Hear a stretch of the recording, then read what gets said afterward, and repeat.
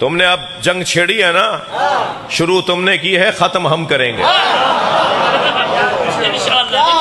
میں انتہائی محترم مجمع سے کہہ رہا ہوں، یہ ٹی وی اینکرز جو بیٹھے ہوئے باتیں کر رہے ہیں، ٹی وی اینکرز تو بیٹھے ہوئے کوئی خاص بات نہیں کر رہے ہیں، ان کے مہمان باتیں کر رہے ہیں، جنہیں وہ بلا رہے ہیں نا کہ ایران کے پاس کیا ہے، یہ کیسی جنگ چھیڑ دی، کوئی اسرائیل کا مقابلہ کر سکتا ہے۔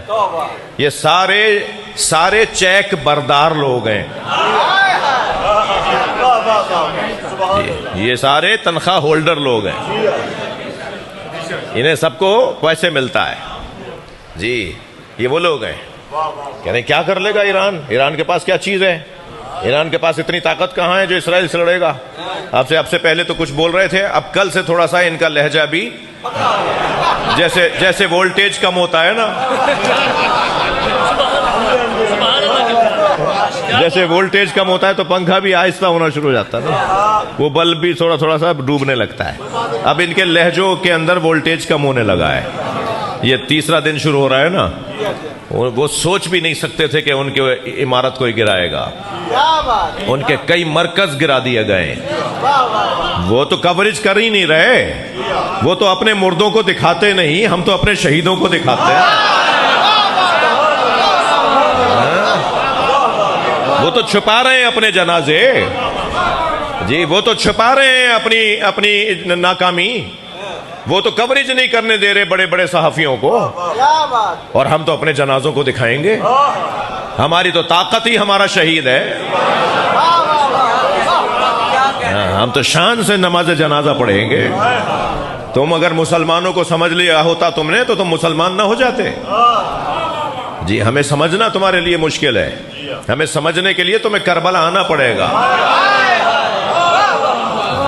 ہاں، ہم اپنے شہیدوں کے جنازے اٹھاتے ہیں، جنازے پڑھتے ہیں، شان سے میتیں اٹھاتے ہیں، تم جنازے چھپاتے ہو۔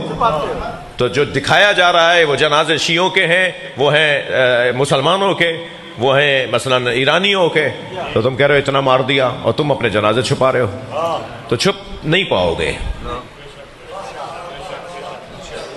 تو یہ جو ٹی وی پر جو مہمان بیٹھے ہوئے ہیں نا، وہ اکثر مایوسی کی باتیں کر رہے ہیں۔ ایک صاحب کہنے لگے بڑی باتیں ہیں، میں آپ سے زیادہ اس موضوع پہ میرا مزاج بھی نہیں ہے کہ میں زیادہ، یہ تو اس وقت کیفیت ایسی ہے تو اتنی بات بھی کر رہا ہوں میں جی۔ ایک صاحب تو کہنے لگے کہ اس سارے ماحول سے متعلق کہنے لگے وہ فلاں اتنے جرنل مار دیے، ان کی میٹنگ میں بیٹھے ہوئے تھے تو حملہ ہو گیا، تو ان کے اپنے درمیان خیانت کرنے والے اور منافق ہیں۔ یہ انہوں نے ایرانیوں کے اوپر کہا کہ ان کے اپنے درمیان خیانت کرنے والے ہیں اور منافق ہیں۔ میں اس بات کا انکار نہیں کروں گا، ایسا ہی ہے، مگر خیانت تو حق کے میدان میں ہوتی ہے، حق والوں کے درمیان اگر کوئی حق سے ہٹے تو اسے خائن کہتے ہیں نا۔ تو خیانت بھی وہاں ہوتی ہے جہاں حق والے ہوں، جہاں سارا ماحول بکا ہوا ہو، جہاں ہر دوسرا بندہ بکا ہوا ہو۔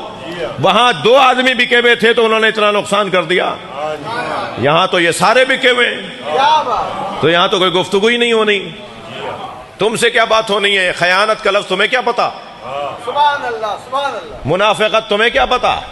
اتنی زیادہ تم نے خیانت کی ہے پاکستان کے ساتھ، مگر میں پاکستان کی فوج کو، پاکستان کی ریاست کو، پاکستان کی موجودہ حکومت کو شاباش پیش کرتا ہوں، اور اس وقت منڈی بہاؤدین کے اس منتخب مجمع کے ذریعے سے ان سب کو آفرین اور مرحبا کہتا ہوں کہ انہوں نے اس وقت غیرت اسلامی کا مظاہرہ کرتے ہوئے اپنے برادر اسلامی ملک کے ساتھ کھڑے ہونے کا اعلان کیا ہے۔ اور یاد رہے کہ اگر انہوں نے ایران کا ساتھ نہ دیا یا نہ دیتے تو اسرائیل کا سربراہ نتن یاہو کہہ چکا ہے کہ سب سے پہلے ایران اور پھر پاکستان۔ تو یاد رکھے، نہ ایران کا تم بال بھیگا کر سکتے ہو، نہ پاکستان کی طرف میری آنکھوں سے دیکھ سکتے ہو۔ پاکستان زندہ باد، پاکستان زندہ باد۔